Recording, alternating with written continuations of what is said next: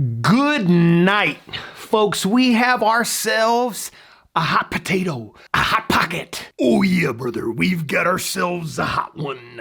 What I mean to say is, yeah, it's something hot. Kind of hot. It's kind of a hot topic. Simone Biles. On this week's video, we're going to answer Simone Biles, hero or letdown. Let's go.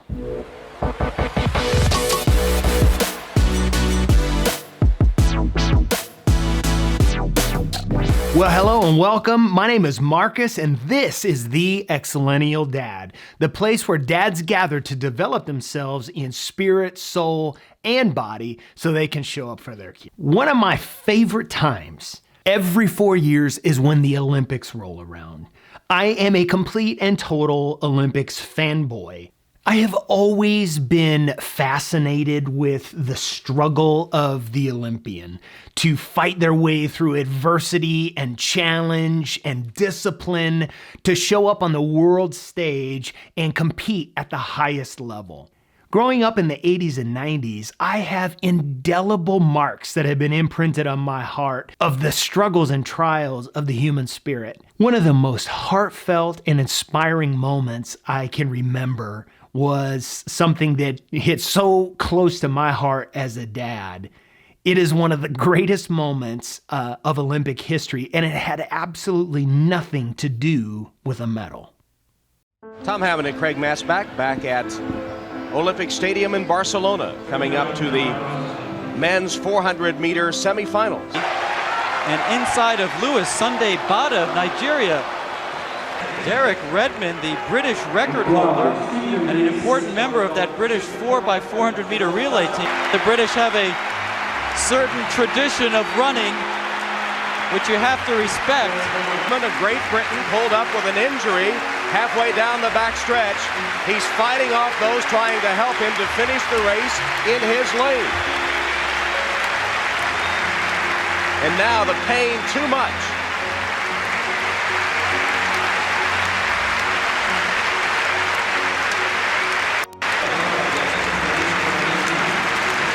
Applause swelling throughout Olympic Stadium as Redmond, with assistance this time, approaches the finish line he had wanted so desperately to reach.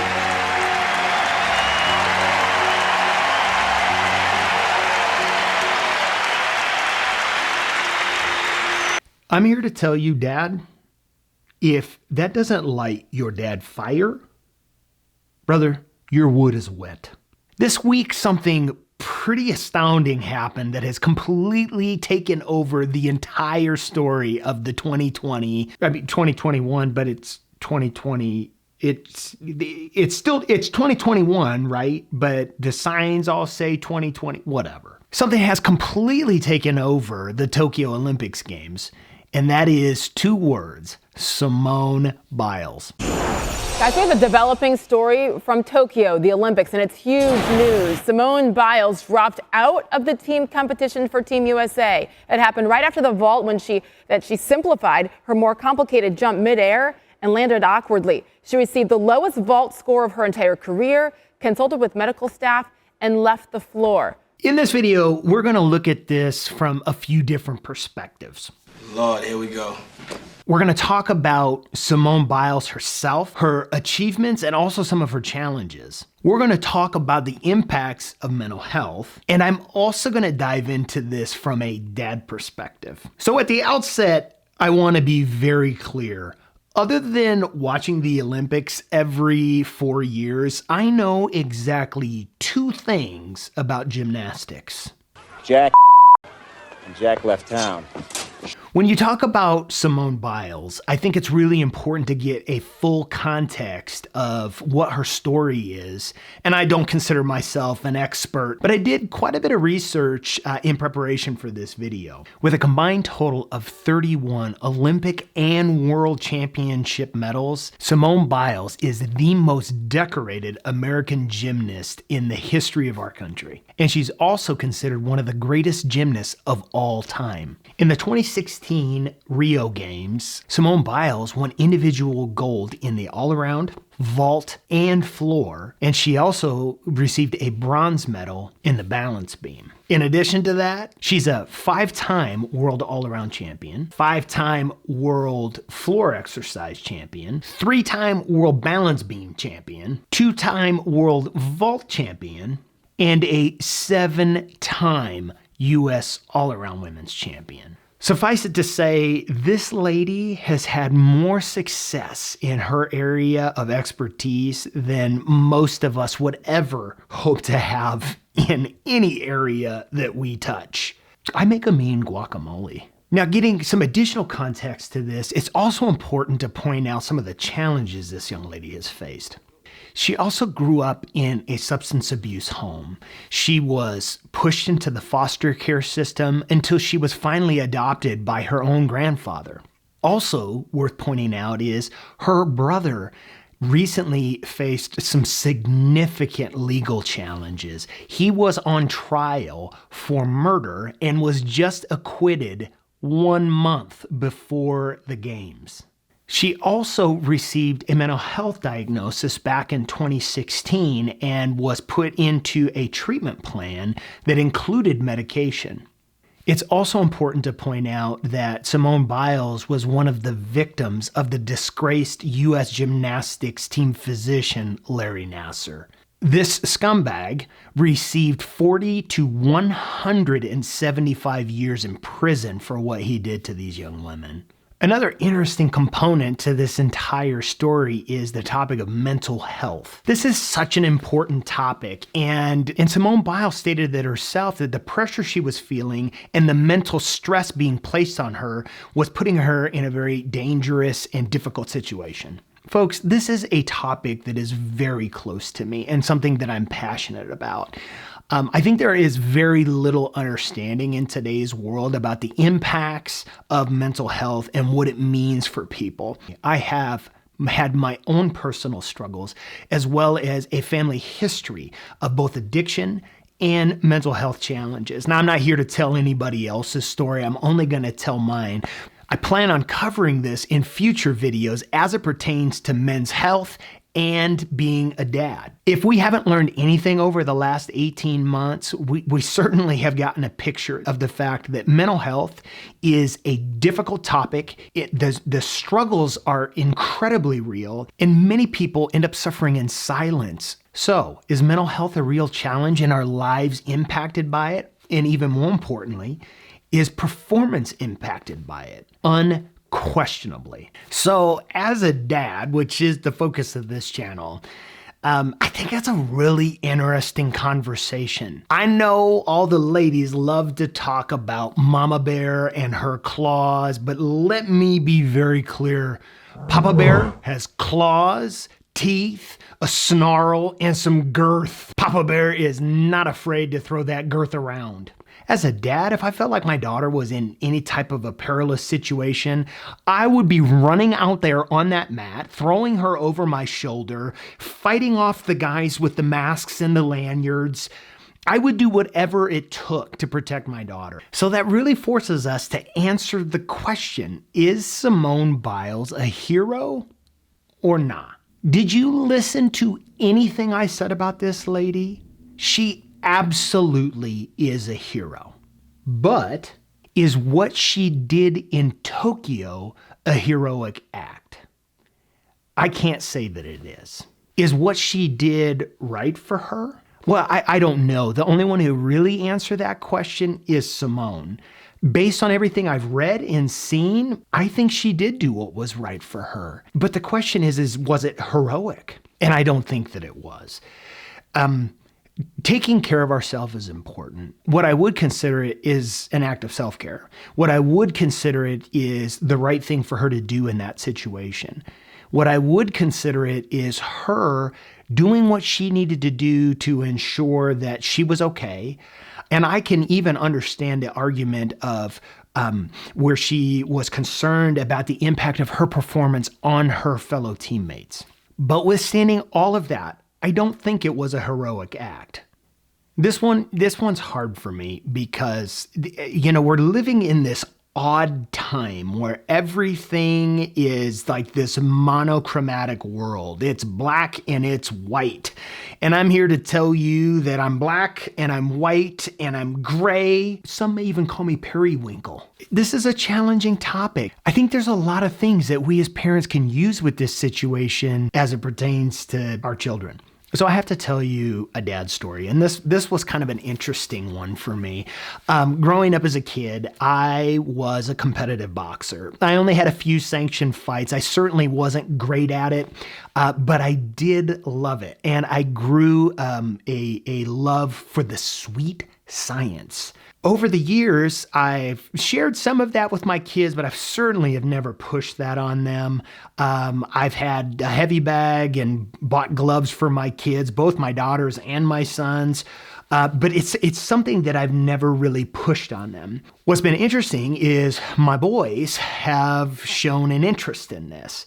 I'm super proud of my 3 sons. I have my sons, Zachary, Titus, and Eli. All 3 of them are great kids, total beefcakes. They make me laugh, and I'm super proud of the men that they're becoming. Eli really has expressed an interest in boxing, and so he wanted me to start working with him. And I decided that I would do that.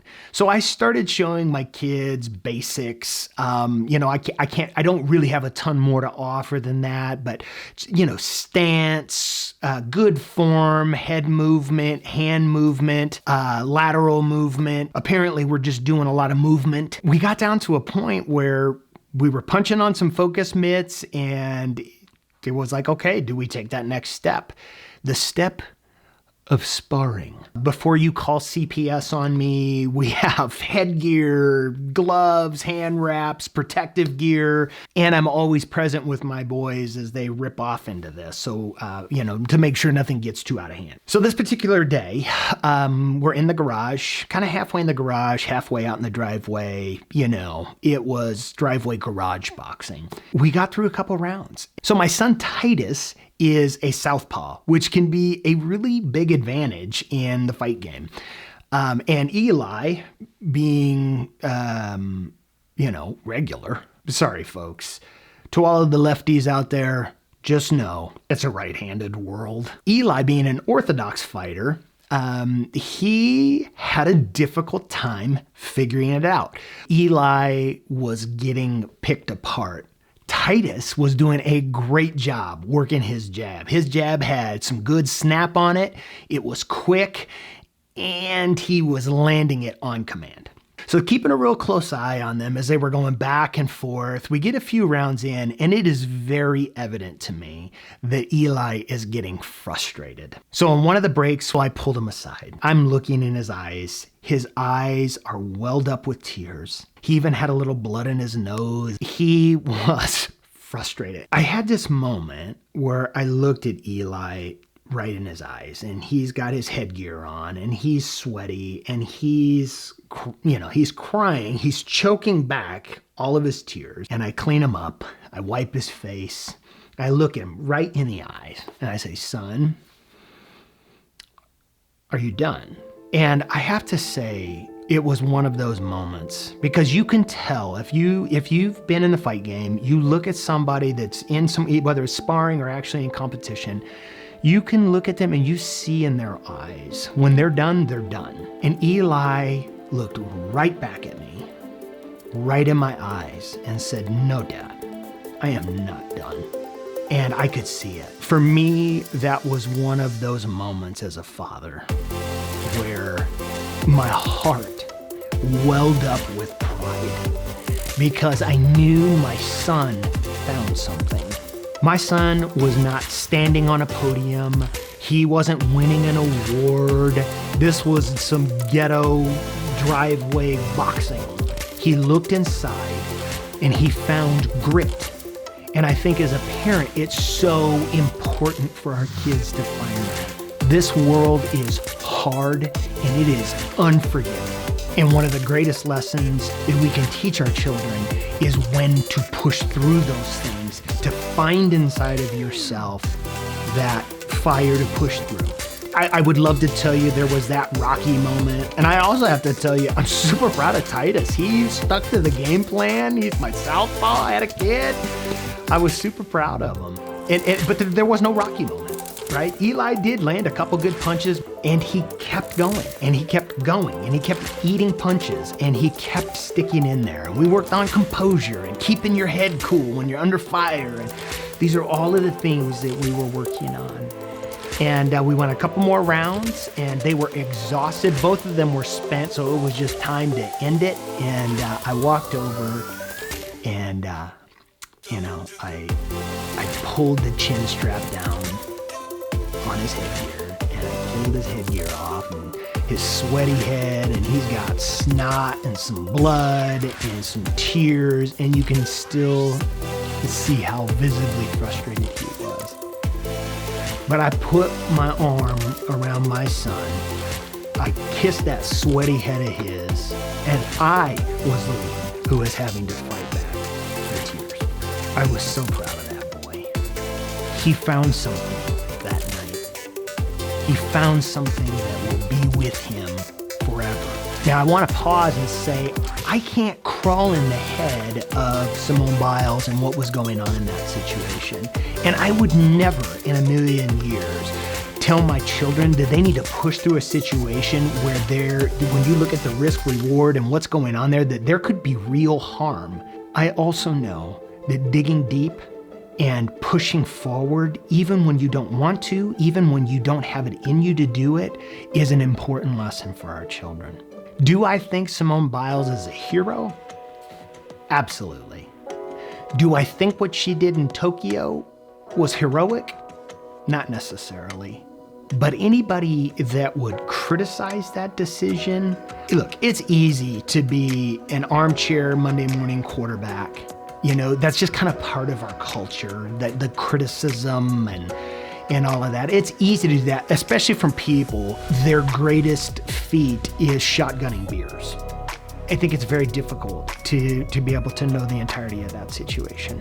But I do think there's lessons to be learned about powering through things. And I also think there's lessons to be learned about when you don't have it today. I think she did the right thing for herself, but I wouldn't categorize that as heroic. I would categorize that as self-care, and I think it's important. If you're getting value out of this video, hit the like button and also the subscribe button. And don't forget to click the bell notification so you can be notified every time I post fresh new content. What say you? What's the verdict? Comment below.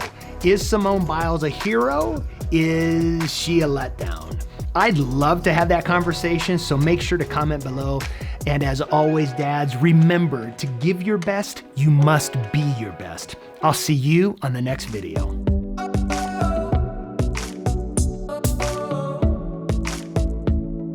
Punching fear in the face.